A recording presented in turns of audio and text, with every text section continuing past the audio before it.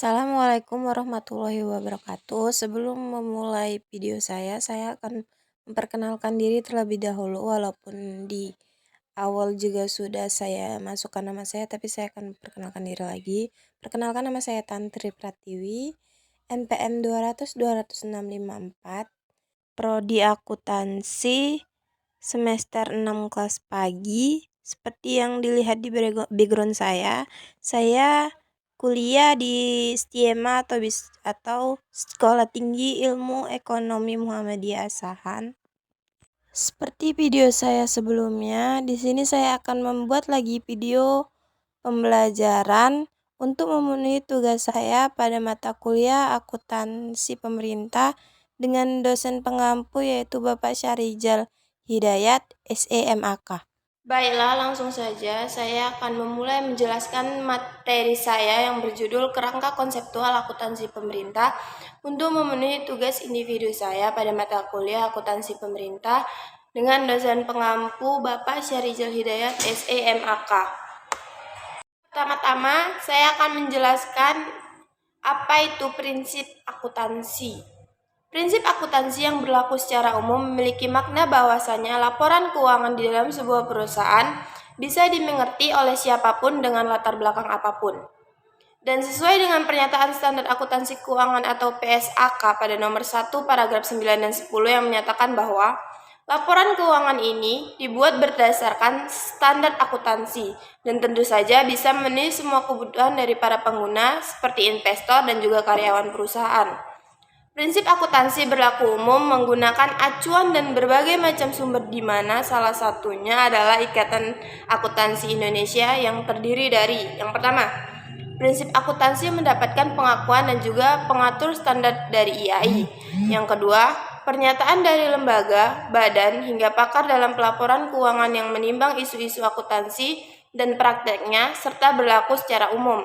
Yang ketiga, pernyataan dari lembaga atau badan diakui oleh pengatur standar akuntansi yaitu IAI. Dan yang terakhir, praktek dan pernyataan resmi yang tersebar secara luas. Yang kedua, saya akan menjelaskan tentang standar akuntansi pemerintah. Pelaporan keuangan akuntansi dan juga audit di sektor pemerintah, baik di tingkat pusat dan daerah, memang menjadi salah satu hal yang harus mendapat perhatian. Dan guna memenuhi kebutuhan tersebut, maka standar akuntansi pemerintah atau SAP ini dibangun. Komite SAP ini adalah sebuah perjalanan reformasi di sektor keuangan yang ada di Indonesia. Pembentukan Kompartemen Akuntansi Sektor Publik di IAI pada tahun 2000 menjadi salah satu jalan dalam penyusunan standar akuntansi keuangan bagi semua unit kerja yang ada di pemerintahan. Dari sektor tersebut, maka dicetuskan ex post draft yang menjadi standar akuntansi sektor publik, di mana Dewan Standar Akuntansi Sektor Publik dan IAI yang merilis draft tersebut.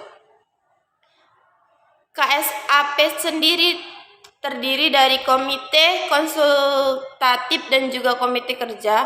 Tugas dari komite konsultatif ini akan memberikan konsultasi dan juga pendapat mengenai perumusan konsep dari peraturan pemerintah dalam mengatur SAP tersebut. Sementara komite kerja akan mempersiapkan, menyusun, dan juga merumuskan peraturan pemerintah mengenai standar akuntansi pemerintah tersebut. Pelaporan tugas tersebut akan dilakukan kepada Menteri Keuangan secara berkala. Yang ketiga, yaitu kerangka konseptual akuntansi pemerintah. Kerangka konseptual akuntansi pemerintah ini akan merumuskan konsep mengenai laporan keuangan pemerintah di tingkat pusat dan daerah. Dan kerangka konseptual ini sebagai pedoman dan acuan untuk yang pertama, penyusun SAP dalam melakukan tugas. Yang kedua, penyusunan laporan keuangan yang belum diatur oleh standar akuntansi pemerintah. Yang ketiga, pemeriksaan mengenai laporan keuangan. Yang keempat, dan yang terakhir, para pengguna laporan keuangan ketika menafsirkan informasi mengenai laporan tersebut. Kerangka konseptual akuntansi pemerintah ini memiliki fungsi utama sebagai bahan acuan di sektor akuntansi dan keuangan yang bisa diatasi ketika terjadi sebuah masalah di bidang akuntansi yang belum diatur di dalam SAP. Jika terjadi konflik di antara kerangka konseptual dan juga standar akuntansi, tentu saja ketentuan standar akuntansi tersebut akan lebih diunggulkan. Ada 8 prinsip akuntansi yang disajikan di sektor pelaporan keuangan pemerintah yang terdiri dari: yang pertama, basis kas digunakan dalam pelaporan keuangan pemerintah pada sektor pendapatan, belanja, dan pembiayaan di dalam laporan realisasi anggaran. Sementara basis akrual digunakan dalam pengakuan aset, kewajiban, dan ekuitas pada neraca. Yang kedua, ada aset akan dicatat sesuai dengan pengeluaran kas dan secara kas yang akan dibayarkan, atau sesuai dengan nilai wajar dari sebuah imbalan dalam mendapatkan aset tersebut. Sementara kewajiban dicatat sebesar jumlah kas dan juga setara kas. Yang ketiga itu ada pendapatan dengan basis kas yang sudah tersedia ini telah diotorisasi melalui anggaran pemerintah di dalam suatu periode transaksi guna membayar hutang dan belanja pemerintah pada periode tersebut. Prinsip ini disebut pula dengan realisasi. Yang keempat, ada informasi akan disajikan secara wajar mengenai transaksi serta peristiwa lain yang perlu dicatat sesuai dengan substansi dan juga realitas ekonomi yang tidak hanya disajikan berdasarkan aspek formalitas semata. Yang kelima itu ada pelaporan keuangan entitas dan kegiatan akuntansi dibagi menjadi beberapa periode pelaporan agar kinerja entitas bisa diukur dengan sumber daya ekonomi yang bisa ditentukan. Ini yang disebut sebagai prinsip periodisitas. Yang keenam itu ada pelakuan akuntansi yang dilakukan pada kejadian yang sama dari satu masa ke masa lain oleh entitas pelaporan adalah prinsip konsistensi di dalam prinsip akuntansi. Yang ketujuh ada prinsip pengungkapan lengkap akan menyajikan laporan mengenai keuangan secara komplit dengan informasi yang diperlukan bagi user atau pengguna.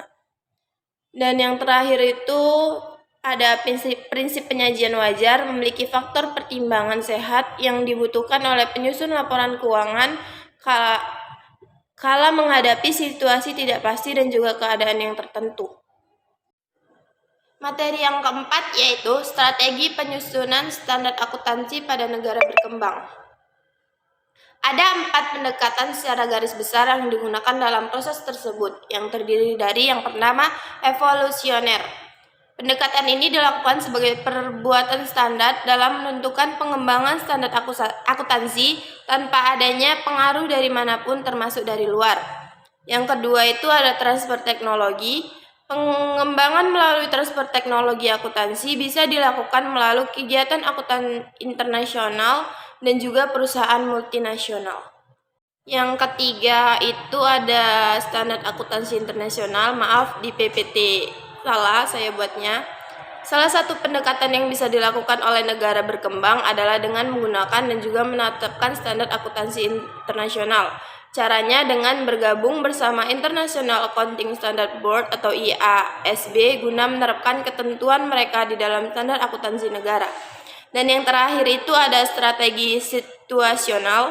Pendekatan ini dilakukan untuk mengembangkan standar akuntansi yang berdasarkan analisa prinsip dan praktik akuntansi di negara maju dan juga latar belakang lingkungan yang mendasarinya. Maaf, materi saya yang kelima hilang videonya, jadi saya akan merekamnya saja. Yang kelima itu ada kerangka konseptual SAP memiliki ciri penting, yaitu yang pertama, ciri utama struktur pemerintah ada pertama, bentuk umum pemerintahan dan juga pemisahan kekuasaan di sektor pemerintah. Yang kedua ada otonomi pemerintah. Yang ketiga ada pengaruh dari proses politik.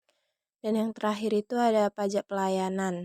Ciri kerangka konseptual SAP keuangan pemerintah yang memiliki peran penting untuk pengendalian, yaitu yang pertama anggaran sebagai pernyataan kebijakan publik, yang kedua investasi dalam aset tidak langsung yang bisa menghasilkan pendapatan, dan yang terakhir pemakaian akuntansi dana dengan tujuan pengendalian.